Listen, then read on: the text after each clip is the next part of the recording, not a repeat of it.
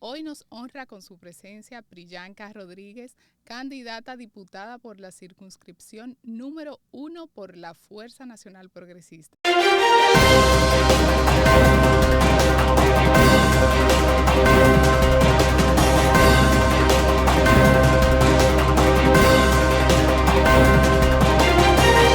¿Cómo se siente, Priyanka? Feliz de estar aquí en este espacio hermoso, déjame decirte, Gracias. y en especial de poder conversar con toda su audiencia que se mantiene todo el tiempo pendiente. Excelente, Priyanka. Sabemos su postura, que siempre es muy firme y frontal. ¿Qué usted opina de estos hospitales que actualmente se encuentran colapsados por la cantidad de haitianas que están visitando, que ya se habla de un 50%? Mira, nosotros tenemos un colapso general en materia de salud, en especial por la situación que tenemos de una inmigración de salud desbordada en los hospitales, justamente. Y hay que poner como algunos puntos específicos.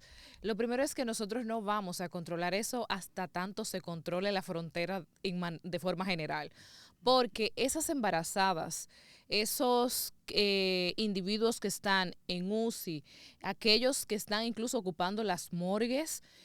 Nosotros vimos unos reportes de algunos de las morgues de algunos hospitales, la mayoría de nacionalidad haitiana que no eran solicitados por los familiares, pasan por la frontera.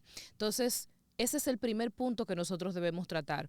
Lo segundo es que nosotros debemos ser responsables porque no basta con que el director del SNS, el director el ministro de Salud, los diferentes ministros que han habido, hablen sobre el impacto en la economía y el gasto que se está haciendo en materia de salud y no se haga absolutamente nada.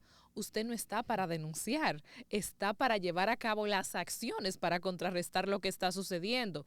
Pero yo me voy más lejos. ¿A quiénes estamos sancionando? Porque realmente eso es un negocio que afecta directamente al dominicano porque el problema es que la carga económica la paga el dominicano.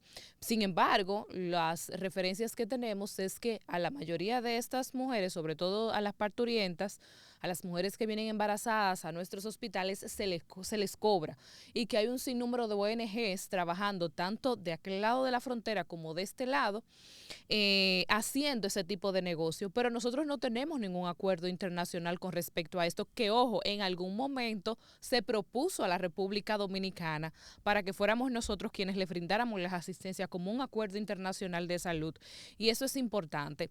Ahora, ¿qué sucede con los directores médicos, por ejemplo, que tienen grandes negocios con esto? ¿Qué es lo que sucede? ¿Por qué no se sanciona? Porque, ok, estamos denunciando, pero desde el mismo entorno de la salud se deben tomar medidas, porque es que las autoridades están allí para justamente para cumplir con nuestras leyes. Y hablando de medida, para agregar algo a ese tema, Priyanka, se informa que esas personas que están asistiendo a los centros hospitalarios no llegan el mismo día para la cita, sino que llaman al 911, no sé si tenía conocimiento, Sí. entonces amanecen en la emergencia y son las primeras, entonces cuando llega la dominicana no hay turno. Y no solamente eso, de hecho, no importa las citas.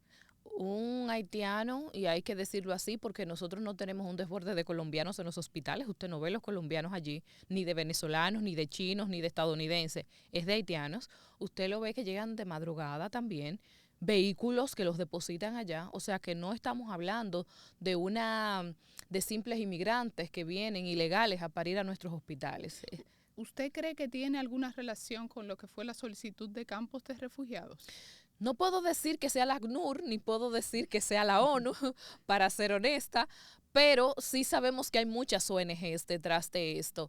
Por ejemplo, ¿cuántas ONGs extranjeras no han salido de haitianos e incluso muchos dominicanos? Porque hay que decir que nosotros tenemos, como lo dije hace un tiempo, esta patria ha parido traidores que quizás no fueron imaginados jamás por aquellos héroes y mártires de nuestra república, pero hay muchísimas ONGs que van a los hospitales y te llevan a las parturientas y te llevan a los enfermos y graban a los médicos y les dicen no los pueden sacar y tienen que atenderlos y tienen que buscarle la pinta de sangre y tienen que buscarle todo lo que necesiten, los insumos que necesiten.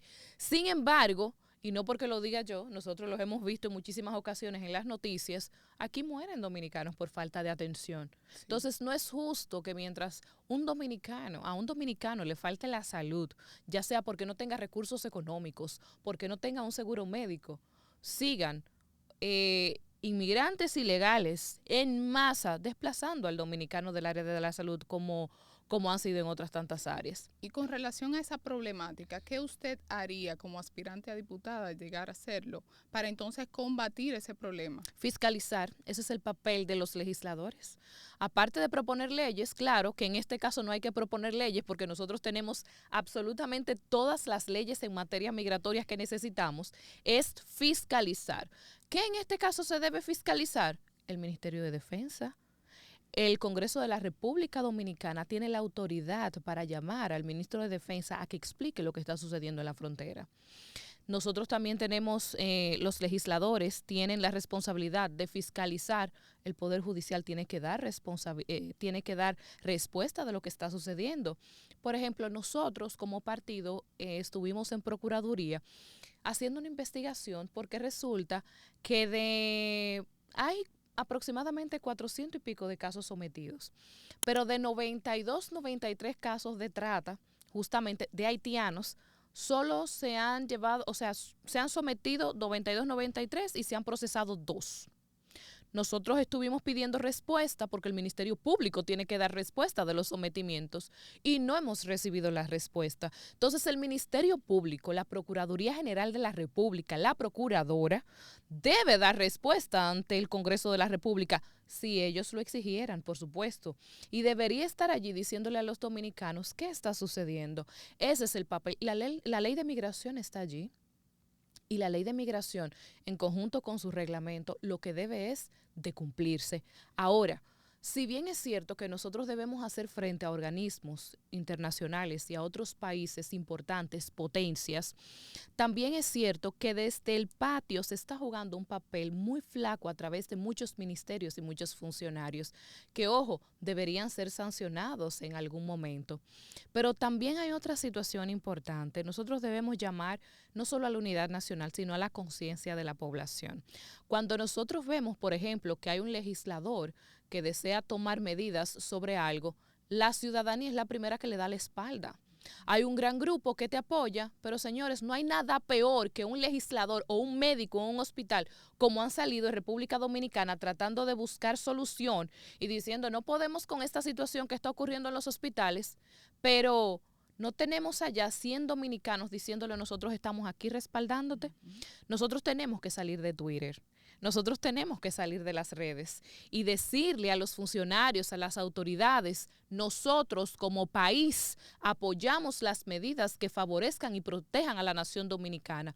Y también decirles que si bien es cierto que se deben tomar medidas drásticas para proteger la seguridad nacional y la soberanía de la República, también hay que decirle a la ciudadanía que estas no son medidas fáciles porque se nos viene todo encima.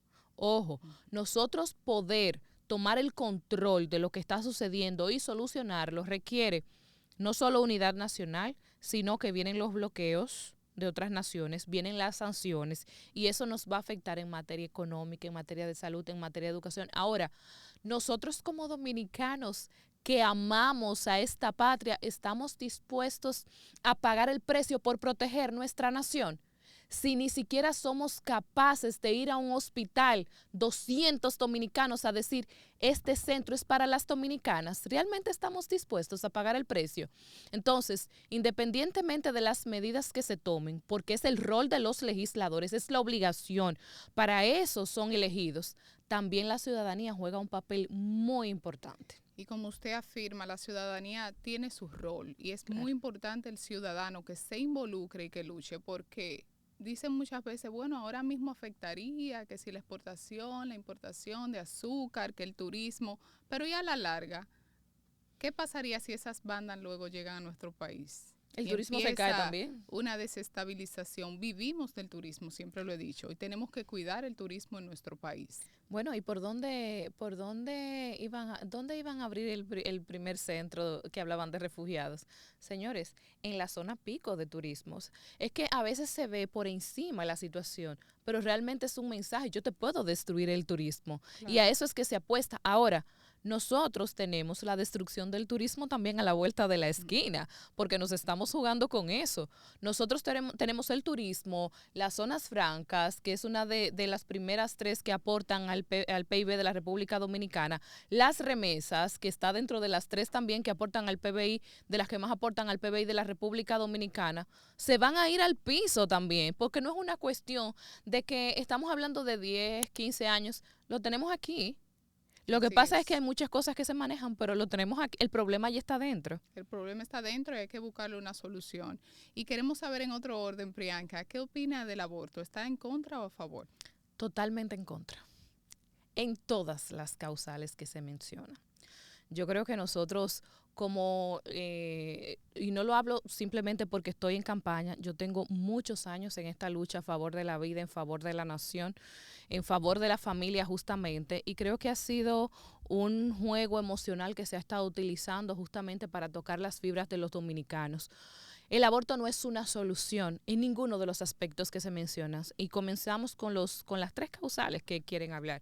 Malformación congénita e inviabilidad con la vida. Cuando hablamos de incompatibilidad con la vida, estamos hablando de un feto que va a morir antes de terminar el embarazo y que probablemente fallezca en las primeras semanas justamente de ese embarazo y resulta que el cuerpo lo expulsa automáticamente. Ese es el cuerpo humano. En segundo lugar, si fallece semanas después de las que puede expulsarlo el cuerpo automáticamente, para nada es un secreto que aquí se hacen los legrados. Cuando sucede eso, se le hace una limpieza a la madre, una limpieza uterina. Lo tercero es, con respecto a este caso, que cuando el niño fallece ya en un tiempo donde no necesariamente se le puede hacer un legrado, se le hace una cesárea a la madre y le sacan el bebé que ha fallecido. Estamos hablando en todos los casos de la madre de un niño muerto, de un niño que ha fallecido porque sigue siendo madre. Ese era un niño, desde la concepción era un niño. Cuando hablamos de malformación congénita, que es penoso. Yo siempre me remonto, y algunos no quieren que uno lo mencione, yo me remonto siempre a la Alemania nazi, cuando Mengele tenía todo su laboratorio, su equipo, decidiendo quién vivía y quién no vivía, dependiendo de su apariencia física, porque estábamos hablando de una raza perfecta. Y bueno, al parecer todavía estamos utilizando esos métodos de la raza perfecta. O sea, yo tengo que decidir quién vive dependiendo de su apariencia física y la enfermedad con la que venga. Y es penoso que seamos nosotros, en pleno siglo XXI, donde se habla tanto de derechos, que estemos pretendiendo justamente quitarle la vida a un niño por su apariencia o por el tipo de enfermedad con el que venga al mundo. Que de hecho, las malformaciones congénitas moderadas y graves usualmente tienen su tiempo científico medido de vida. Entonces, nosotros no somos nadie para quitarle ese tiempo de vida que tiene ese niño. No somos absolutamente nadie. En el caso de cuando la madre se encuentra en peligro, no hay nada más absurdo que eso. Y no porque lo diga yo. Nosotros tenemos en República Dominicana un protocolo médico para todo lo que se va a realizar en el área médica. Y es un protocolo gineco-obstétrico que se puede descargar de la página del Ministerio de Salud. O sea que yo les recomiendo, por favor, que lo bajen, que es gratuito y es de libre acceso. En ese protocolo establece cuál es el procedimiento para atender a la madre, para atender a todos los dominicanos. Entonces, no es verdad que un médico se ve entre la espada y la pared si la madre está en peligro. ¿Por qué? Porque se trata de hacer, como establece el protocolo, lo humana y científicamente posible para salvar las dos vidas. Si esa madre es desembarazada y lamentablemente el niño fallece, no falleció por una mala práctica médica, falleció porque lamentablemente no pudo resistir muchas veces el tiempo, que es mucho menor que lo que le faltaba para poder nacer, entre otras situaciones. Y además el Código Penal no establece penas para un médico que haya decidido salvar la vida de los dos y que lamentablemente haya fallecido el niño. Eso no es verdad. De hecho, la propia Constitución también habla de eso. O sea, totalmente absurdo. En el caso de los abusos sexuales, Y me quiero remontar justamente a la parte de las adolescentes, que es una fibra muy, muy crítica, emocional, que se toca justamente con la población. Y es que ninguno de nosotros quisiera ver un caso como eso, porque no podemos imaginarnos realmente el daño que causa un abuso sexual y sobre todo un abuso sexual recurrente dentro del ámbito que se supone que es familiar, que deberían protegerte. Sí. Sin embargo, hay varios aspectos aquí. Lo primero es que un aborto no te va a quitar la violación, ni te va a eliminar el trauma de la violación. Al contrario, te va a sumar otro trauma.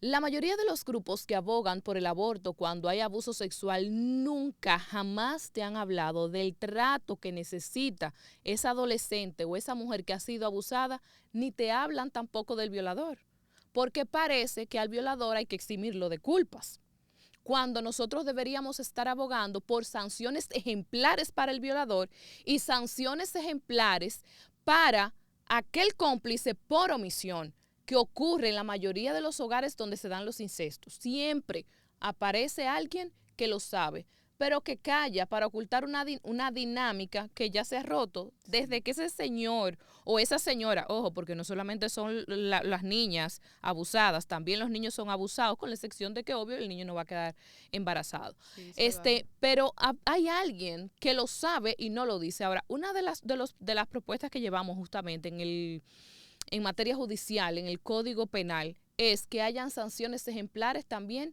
para quienes lo saben y callan porque son cómplices por omisión. ¿Qué nosotros necesitamos para esa adolescente que ha sido abusada o esa mujer que ha sido abusada? Lo primero es protección.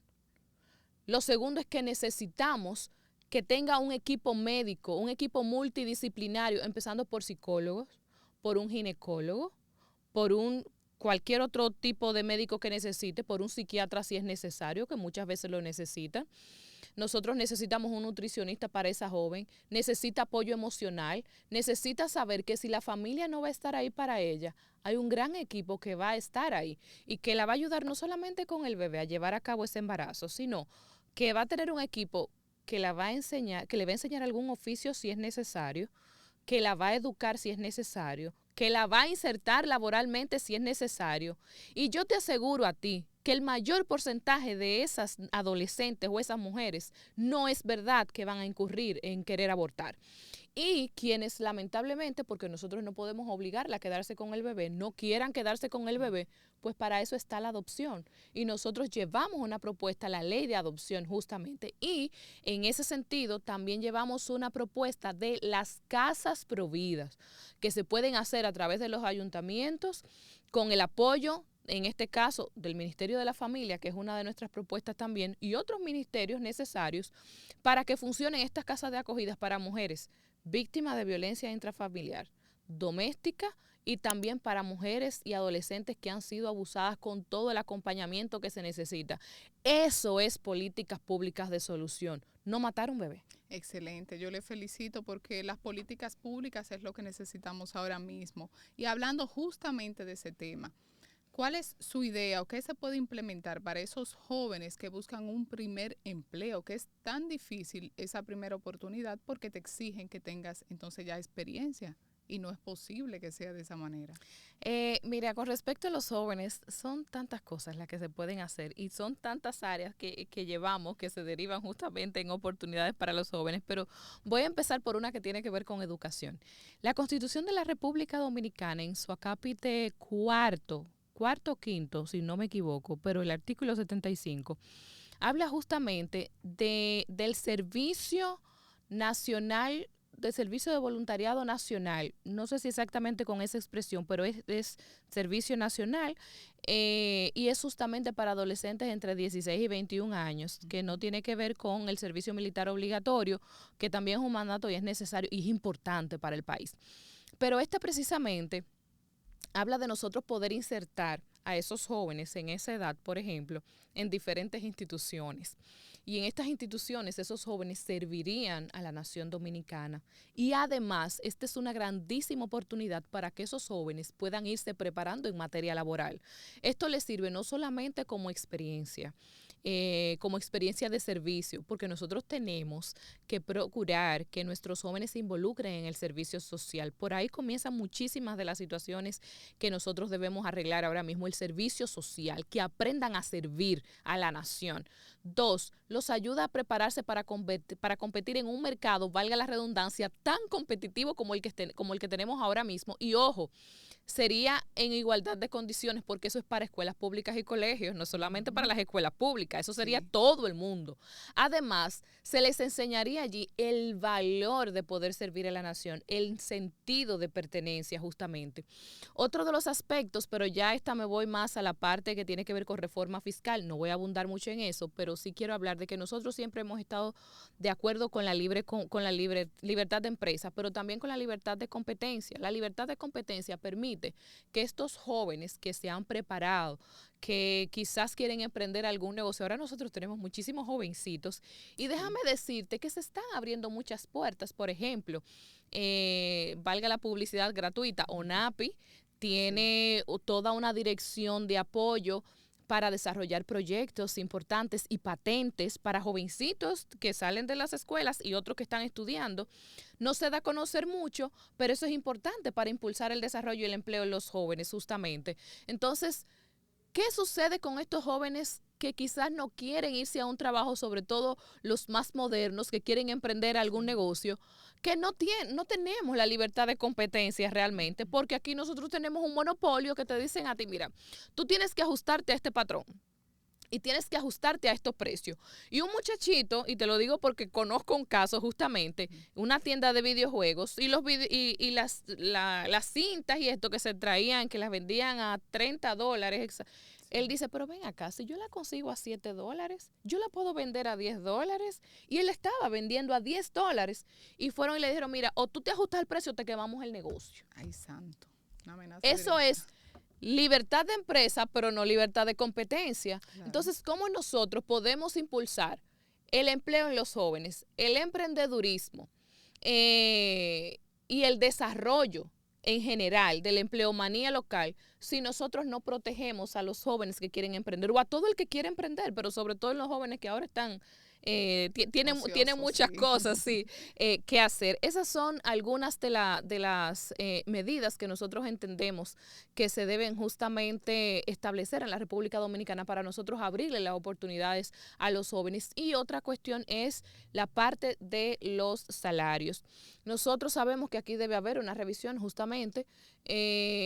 Tenemos un parámetro de los salarios, un porcentaje que se paga dependiendo del tipo de salario que tú ganes, pero lamentablemente nosotros no tenemos esos salarios ajustados digamos, a las competencias del individuo. Entonces eso hace que muchos de nuestros mejores proyectos, me refiero en materia joven, se nos vayan del país, porque tú tienes muchísimas competencias, pero tú vas a un trabajo donde una persona que sabe muchísimo menos que tú está por encima de ti y sin embargo a ti no te quieren pagar por lo que realmente tú sabes. Entonces, esas son escalas que nosotros debemos ajustar para decirle a nuestros jóvenes, óyeme, prepárate y quédate en el país, que aquí tenemos oportunidades para ti. Claro, muy bonito eso, Bianca.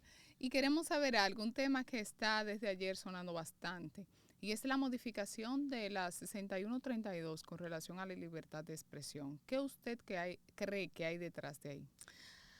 Bueno, mira, con todos estos proyectos de leyes de los últimos años que son preocupantes, justamente, yo venía pensando justamente porque venía hablando venía estudiando un proyecto de ley que ayer se aprobó en primera lectura, no es el caso. Yo decía, caramba, en estos años nos han surgido tantos pichones de dictadores.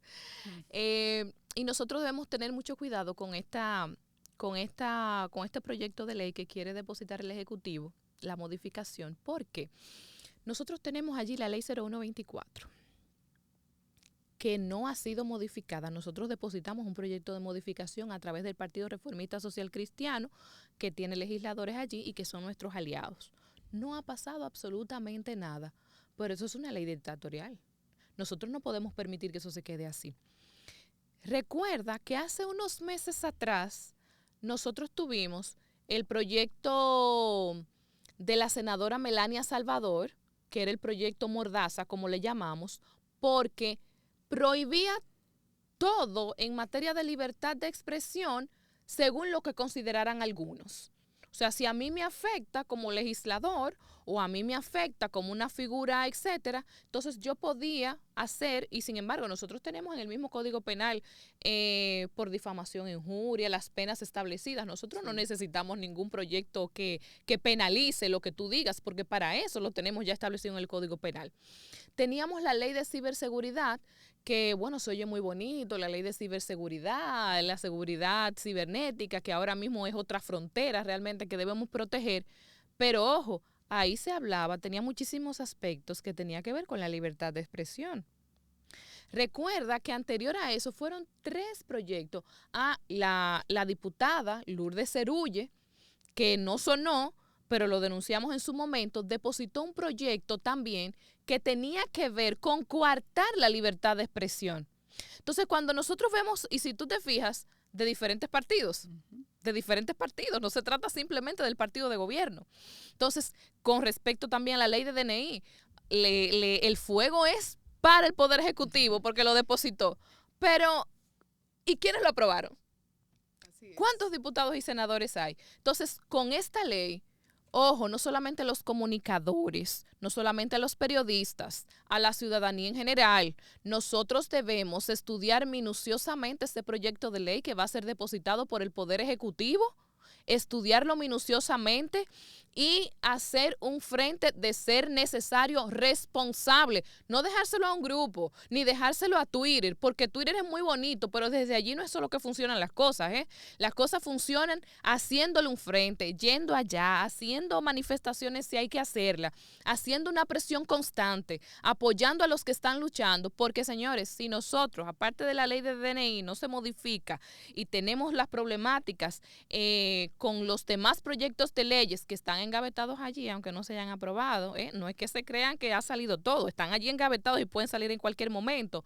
Y nosotros tenemos entonces una ley que tiene que ver con la libertad de expresión, la comunicación y la forma en que nos manejamos en los medios de comunicación y lo dejamos abierto a lo que quieran algunos, entonces eso podría ser el comienzo de la violación general a la democracia en la República Dominicana. Eso es lamentable, Priyanka, excelente, genial tenerle por nuestro programa. Le damos las gracias por acompañarnos y que nos sigan en